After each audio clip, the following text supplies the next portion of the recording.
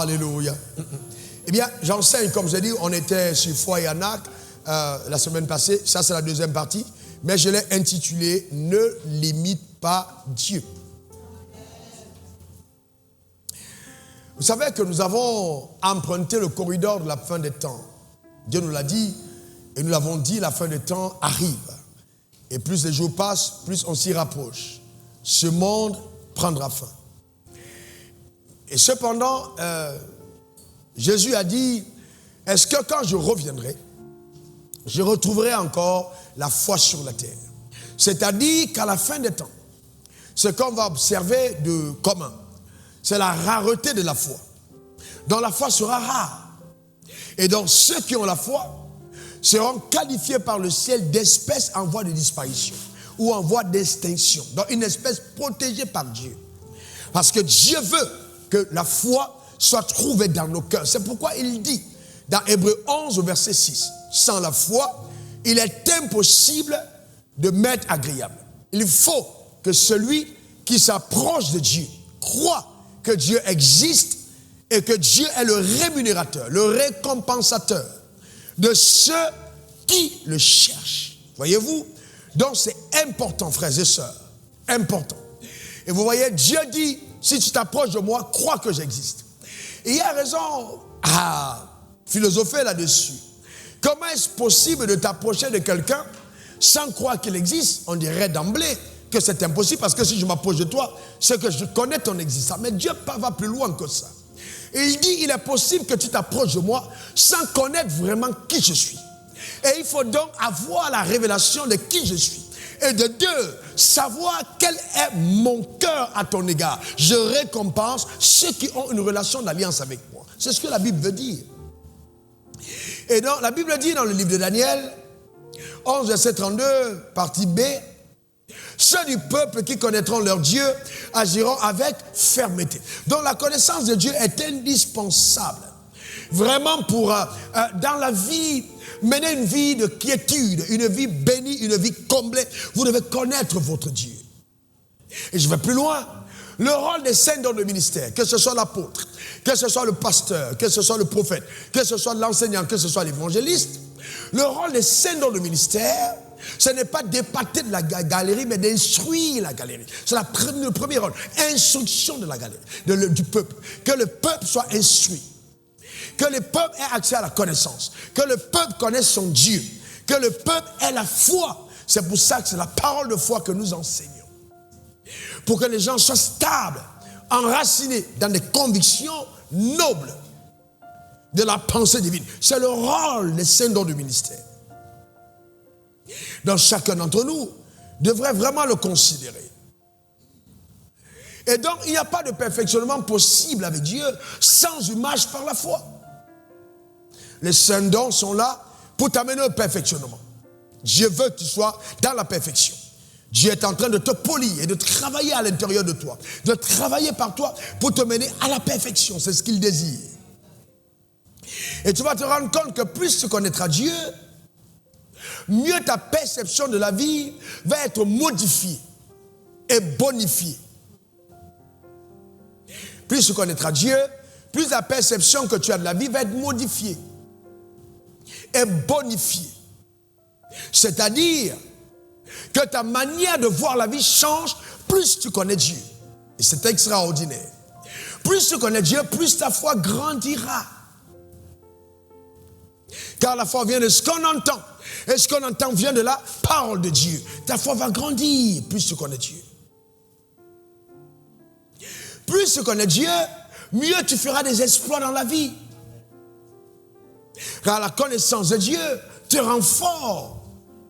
La connaissance de Dieu te permet de faire des exploits. Donc c'est important de le connaître. Et vous voyez, les personnes qui ne connaissent pas Dieu ne peuvent pas lui être d'une grande utilité. Pour être utile entre les mains de Dieu, il faut le connaître. Dieu est plus grand que ce que la religion dit qu'il est. Dieu est même souvent plus grand que ce que certains prédicateurs disent qu'il est. Il est immense. Mesdames, mesdemoiselles et messieurs, nous parlons de celui qui tient le monde entre ses mains. Celui qui donne un ordre et la parole court avec vitesse pour l'exécuter. Celui qui régit la vie dans la forêt. Celui qui régit la vie dans la mer. Celui qui régit la vie dans les airs. Celui qui régit la vie sur la terre. Nous parlons de ce Dieu-là. Voyez-vous, c'est important de le connaître. L'ignorance ou la méconnaissance de Dieu est une porte d'accès facile pour l'asservissement par la religion. La méconnaissance ou l'ignorance est une porte d'accès facile pour l'asservissement par la religion. Et donc, la religion, ce n'est pas Dieu. La religion, ce sont des dogmes, des systèmes de raisonnement érigés par les hommes. Voyez-vous, prétestant, justement, par ces raisonnements, dévoiler qui est Dieu. Non, Dieu est plus grand que la religion. Et Osée 4, verset 6, il dit, mon peuple est détruit. Voyez-vous, mon peuple est détruit parce qu'il lui manque la connaissance. Il n'a pas dit, les païens sont maudits. Non, non, il dit mon peuple. Ça veut dire que je peux être enfant de Dieu, je peux être né de nouveau, je peux avoir une alliance avec Dieu et puis être détruit. C'est pas le diable qui me détruit, non, c'est mon ignorance qui me détruit. Car l'ignorance valide l'action des ténèbres. Donc quand je suis ignorant, c'est une invitation légale à l'oppression d'en face, à l'oppression de l'ennemi. C'est pour ça qu'il faut détester l'ignorance. Mon peuple me détruit parce qu'il lui manque la connaissance. Donc il faut aimer la connaissance. Et la connaissance a quelque chose d'extraordinaire. J'ai dit j'enseigne. La connaissance va élargir voyez, l'espace de votre temps. La connaissance va vous élargir de l'intérieur. Regardez ce texte d'Ésaïe 54, verset 2 à 5. Ésaïe 54, regardez ce qui est écrit. Élargis l'espace de ta tente. Voyez-vous, quelqu'un me dira, moi je n'habite pas une tente. Non, non, je parle là de ta tente mentale. Élargis l'espace de ta tente. Quand on déploie les couvertures de ta demeure, ne retiens pas. Allonge tes cordages et affermis tes pieds. C'est-à-dire, Dieu dit, voyez, car tu te répandras à droite et à gauche. Ta postérité envahira des nations et peuplera des villes désertes. Ne crains pas, car tu ne seras pas confondu, ne rougis pas, car tu ne seras pas déshonoré, mais tu oublieras la honte de ta jeunesse. Et tu ne te souviendras plus de l'opprobre de ton veuvage. Regarde ce beau verset qui suit, verset 5. Car ton Créateur est ton époux. Waouh! Waouh! L'Éternel des armées est son nom. Et ton Rédempteur est le Saint d'Israël. Il se nomme Dieu de toute la terre. Il dit ce Dieu-là est ton époux. Voyez, donc si Dieu rentre en contact avec toi, c'est pour changer radicalement ton histoire. Amen. Mais il dit, élargis l'espace de ta tente. C'est-à-dire que la perception que tu as de toi-même ne soit pas limitée par les événements que tu as vécus. Peut-être que tu sors d'une famille où les gens ne sont pas considérés, où la personne la plus nantie de ta famille a un salaire de 1 million par mois, ou alors la personne la plus bénie dans ta famille a réussi à avoir une moto.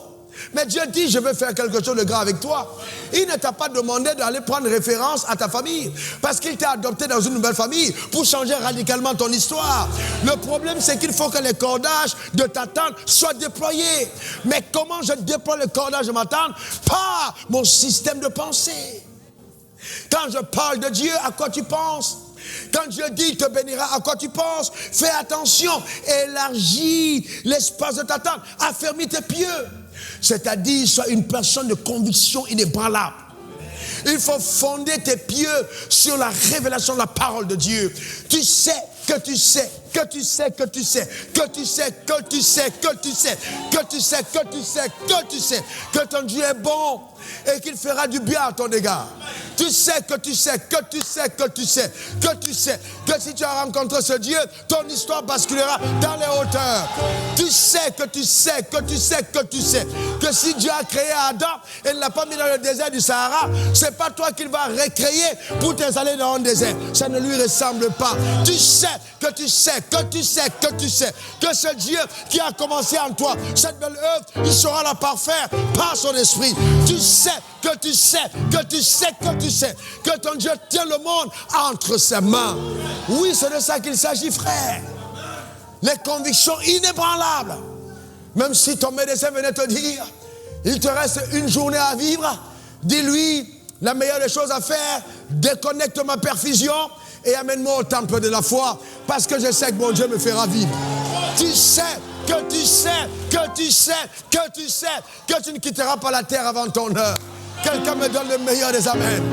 Eh bien, c'est ce Dieu que nous servons. Faites attention, frère. Nos pensées sont déterminées par les informations que nous recevons. Nos pensées sont déterminées par les informations que nous recevons. Quelle information reçois-tu? Je vais plus loin. À qui as-tu eu le courage ou alors la responsabilité de confier tes oreilles? Qui tu écoutes? L'un des drames aujourd'hui, c'est que l'Église manque d'intelligence au sujet de l'oreille. Si tu mets une boucle en or sur ton oreille, ne laisse pas entrer dans cette oreille la saleté. Tu n'es pas obligé d'écouter tout le monde. Tu n'es pas obligé d'écouter. Non, frères et sœurs, non. Fais attention à tes oreilles. Regardez ce que la Bible dit. Hein. Marc 4, verset 24. Il leur dit encore, prenez garde à ce que vous entendez. On vous mesurera avec la mesure dont vous vous serez servi. Et on ajoutera pour vous, prenez garde à ce que vous entendez. Il n'a pas dit à ce que vous comprenez, mais à ce que vous entendez. Donc, c'est-à-dire, je dois faire attention à ce qui retentit dans mes oreilles. Qui écoutes-tu? Ta manière de voir Dieu est influencée par qui te parle de Dieu. Qui écoutes-tu? Qu'est-ce que tu entends? Que Dieu va te frapper? Que Dieu va te tuer? Que tu dois souffrir sur la terre, alors tu seras heureux au ciel? Qui écoutes-tu? Fais attention à ce que tu écoutes. Et le diable, pour falsifier ta destinée, va simplement donner à tes oreilles de ne pas écouter la bonne fréquence, le bon message.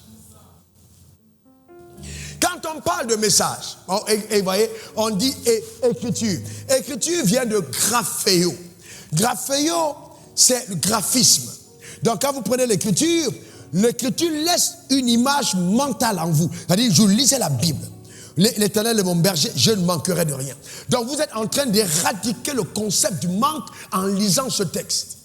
Donc il y a un graphisme de provision, il y a un graphisme d'abondance, il y a un graphisme de faveur, il y a un graphisme de protection, mais qui vient de la parole de Dieu. Donc ce n'est pas une simple déclaration puérile ou stérile de l'Assemblée, mais un déblocage, un changement, une éradication d'un système de pensée. C'est pour ça que Dieu m'a dit en 1997, tu veux changer un homme, change son système de pensée. Donc la pensée joue un rôle majeur. À quoi je pense? Comment est-ce que je vois Dieu? Quelle est pour moi la perception que j'ai de Dieu? Attention! Et c'est pourquoi vous voyez mon acharnement contre les hypocrites. Attention, Dieu est immense. Ne vois pas Dieu comme un Dieu incapable de bonifier et d'amener ta vie à une autre dimension. Non. Dieu, il dit, je prends l'indigent, voyez-vous, de la poussière, pour le faire asseoir avec les grands. Donc quand Dieu te ramasse, il te touche entre ses mains. Il est, voyez-vous, un maître d'art. C'est toujours un chef-d'œuvre. Dieu ne fait pas l'à peu près. Donc si Dieu a commencé une œuvre par toi, tu es un chantier et la finalité de cet ouvrage sera un chef-d'œuvre. Je prophétise sur ta vie la visibilité de ce chef-d'œuvre. Donne-moi le meilleur des amens. Dis encore amen. Regardez même Jacob, il le savait. Vous voulez changer la couleur des brebis? C'est dans l'eau que les gens sont modifiés. Ce que vous mettez dans l'eau détermine le pelage. Quand ils mettaient les branches rayées, les brebis venaient boire et devenaient t'acheter. Pourquoi? Parce que ce que tu trouves dans l'eau qui t'abreuve détermine tes couleurs. Souvent on dit non, le diable m'a attaqué. Non, le diable ne t'a pas attaqué, tu as manqué de sagesse. C'est tout, ce n'est pas une attaque de l'enfer. Tu manques de sagesse en ce qui concerne ta vie. Donc Dieu est plus grand que ta tête. Il est plus grand que le concept de la religion. Il faut que les paradigmes changent totalement. Laissez-moi vous montrer quelque chose. Vous savez, le peuple d'Israël est un peuple qui a une alliance avec Dieu. Vous savez l'histoire. Un peuple béni. Dieu va jurer à Abraham, leur père, et dit, écoutez, je bénirai tes descendants. Et il le jure par lui-même. Il dit, tes descendants posséderont les portes de ses ennemis. Il annonce même une terre promise pour eux. Il sort donc, par même puissance des bras étendus, ce peuple de l'esclavage d'Égypte. Il sort le peuple. Donc après 10 plaies, faites traverser le peuple la mer Rouge à sec, le même Dieu. Faites descendre la main la caille du ciel, le même Dieu. Faites jaillir l'eau du rocher, le même Dieu.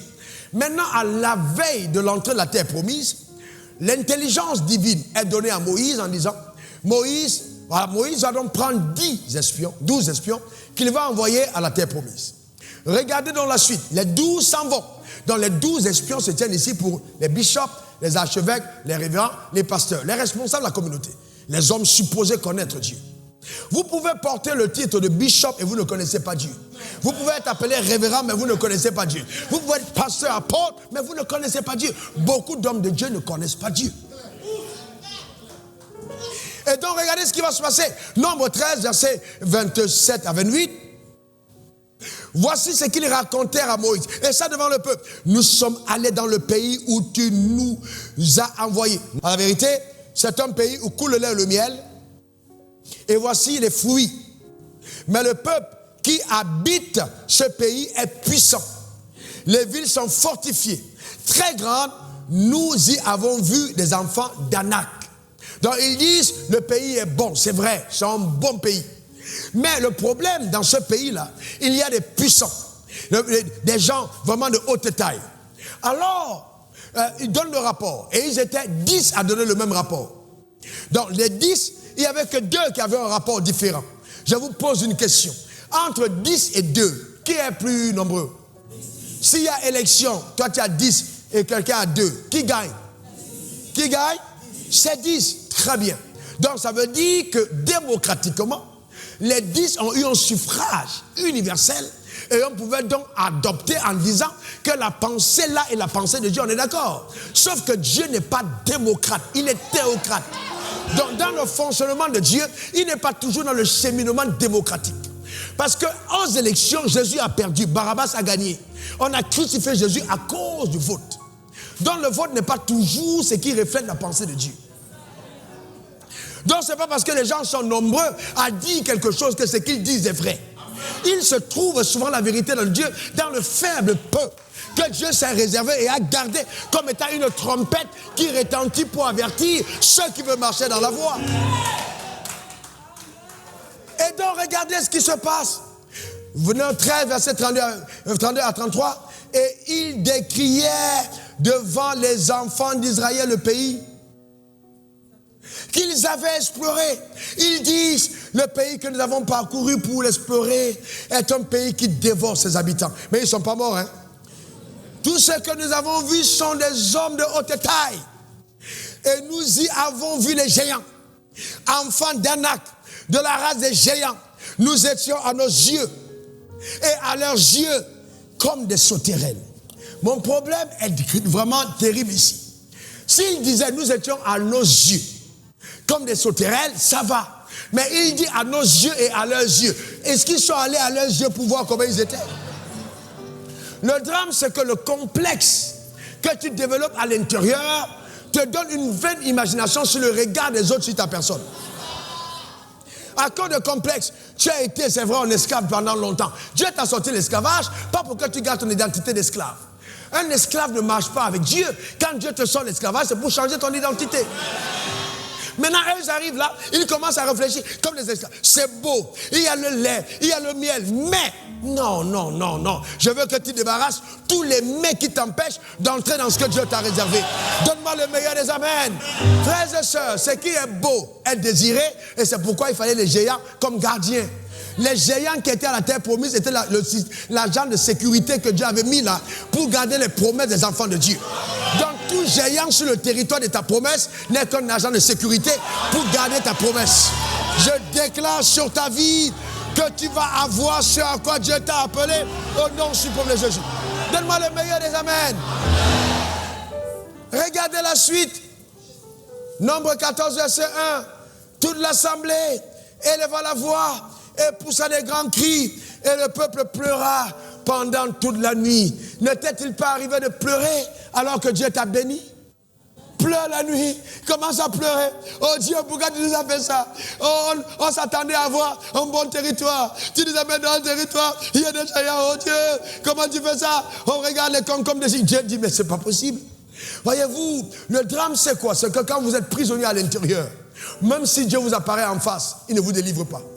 Il faut que vous soyez affranchis des limitations intérieures, des choses de ta religion, de ton village, qui pendant longtemps ont empêché que tu vois la grandeur de Dieu. Dieu, quand il pourvoit à tes besoins, ce n'est pas selon ta richesse. Il pourvoit selon sa richesse. C'est pour ça que quand il t'envoie faire les courses, il ne demande pas ton argent. Il dit, va faire les courses pour moi, mais on achète avec mon argent. Parce qu'il sait très bien que si c'est avec ton argent, ça ne va pas refléter sa gloire. Donc il pourvoit à tes besoins selon sa richesse. Quand il te bénit, il ne te bénit pas en fonction de tes comptes bancaires. Il te bénit en fonction de la richesse du ciel. Donc je voudrais que tu saches que Dieu est trop grand pour te donner les choses petites.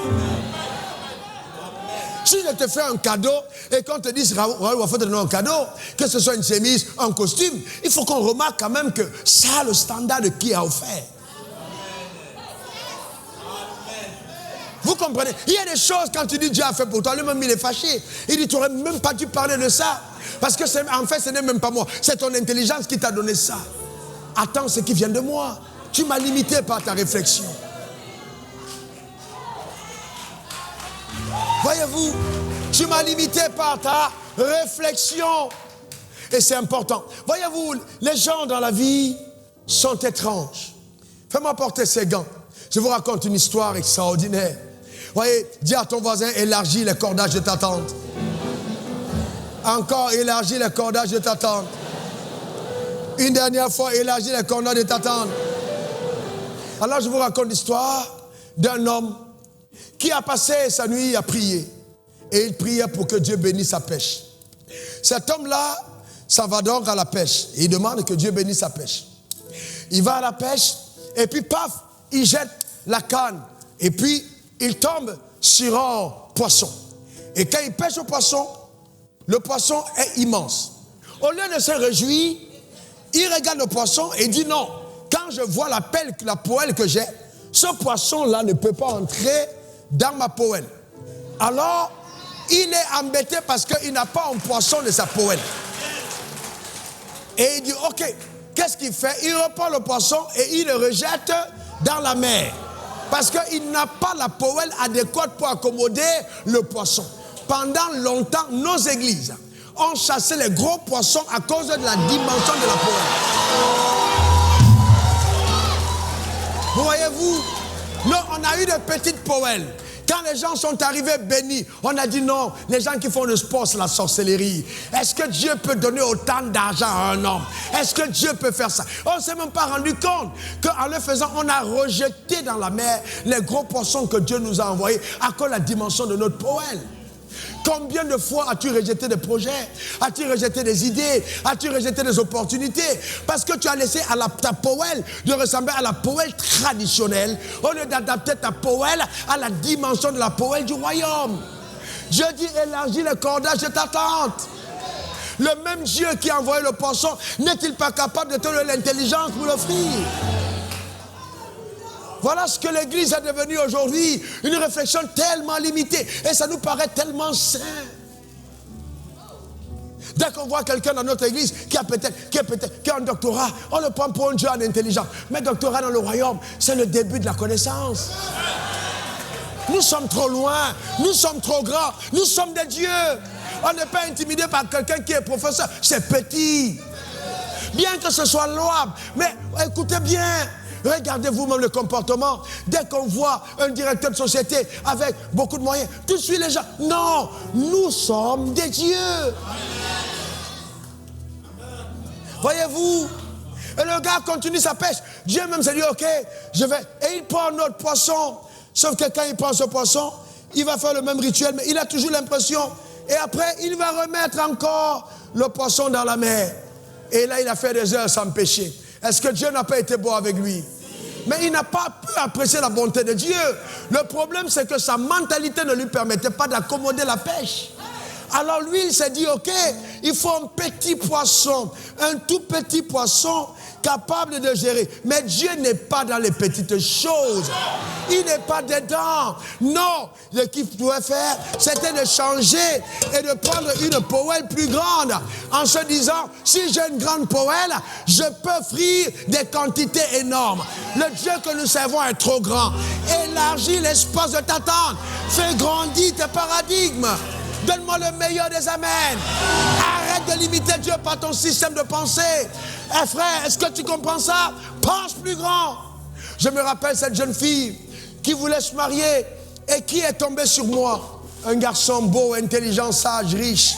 Un phénomène divin visible dans sa génération. Pour une femme, ça devait être l'exaucement d'un sujet de prière. Frère, je sais pas ce que tu dis de moi, mais je sais qui je suis. Il ne faut pas avoir des complexes envers toi-même. Est-ce que quelqu'un comprend de quoi je parle? Et donc, je l'ai invitée chez moi. Elle est venue chez moi. Elle a vu une maison blanche. Et puis, elle regarde pas qu'il y avait 2 voitures. Et j'étais seul. Mais j'étais véritablement seul. Mais elle s'est dit, non, c'est pas clair. C'est pas clair. Elle a disparu. 5 ans plus tard, je m'étais déjà marié. Elle m'a rencontré dans un supermarché. Et puis là, elle s'extasie pour me dire, tu sens qu'elle veut négocier. Il était trop tard. Frère, il était trop tard. Est-ce que quelqu'un comprend ça? Amen. Je prophétise sur ta vie que tu ne passeras pas à côté de ce que le ciel t'a réservé.